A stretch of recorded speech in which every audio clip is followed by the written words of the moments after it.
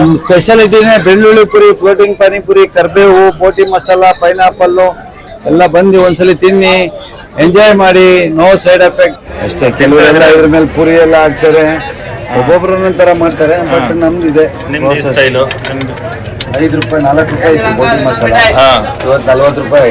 Floating panipuri ಅಂತ floating panipuri ಅಂತ ಅದು ಸಾಮಾನ್ಯವಾಗಿ ಎಲ್ಲಾ ಪಾನಿಪುರಿ ಗಾಡಿಗಳಲ್ಲೂ ಫ್ಲೋಟಿಂಗ್ ಪಾನಿಪುರಿ ಸಿಗೋದಿಲ್ಲ. ಇಲ್ಲಿ ಚೆನ್ನಾಗಿರುತ್ತೆ. ಬಹಳ ಹಳಬರು ಇವರು, ಚಿಂತಾಮಣಿ ಅವರು ಇವರು. ತುಂಬಾ ಚೆನ್ನಾಗಿದೆ. ರೆಗ್ಯುಲರ್ ಆಗಿ ಬರ್ತಿರ್ತೀರಾ?